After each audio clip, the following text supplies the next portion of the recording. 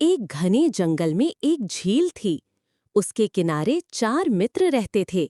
छोटा सा भूरा चूहा, कलूटा कौवा, कछुआ और हिरन। चारों मित्र हिल मिलकर सुख से रहते थे। एक शाम चूहा, कौवा और कछुआ झील के किनारे बैठे बैठे चौथे मित्र हिरन का इंतजार कर रहे थे। घंटों बीत गए पर हिरन नहीं आया। लगता है हमारा मित्र किसी मुसीबत में फंस गया है। चूहे ने चिंतित होकर कहा। हाँ, कौवे ने कहा, हो सकता है उसे किसी शिकारी ने पकड़ लिया हो। कछुए ने कौवे कहा, तुम उड़कर चारों तरफ देखते हुए हिरन का पता लगा सकते हो, मैं देख कर आता हूँ। ऐसा कहकर कौवा हिरन की खोज में उड़ चला। हिरन को पुकारता भी रहा, प्यारे हिरन तुम कहाँ हो, तुम कहाँ हो। कुछ समय बाद उसे अपनी पुकार के जवाब में एक हल्की आवाज सुनाई दी।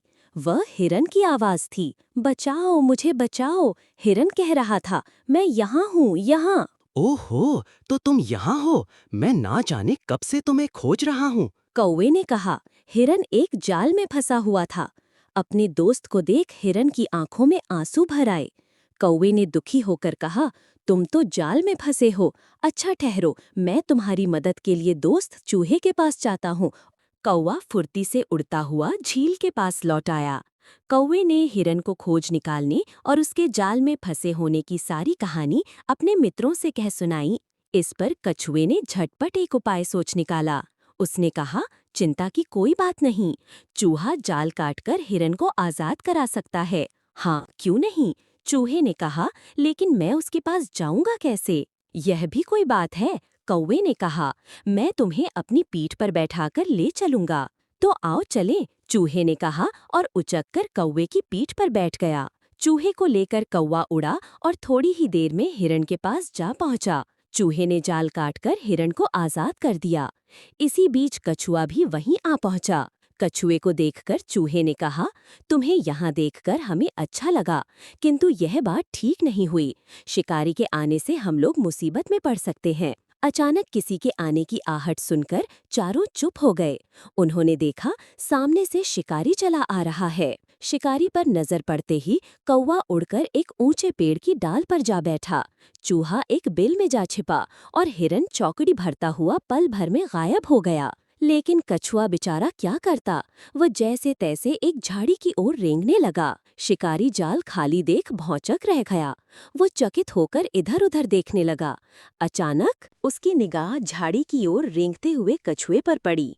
उसने लपक कर कछुए को पकड़ा और घास के फंदे में लपेट धनुष पर लटकाकर घर की ओर चल दिया।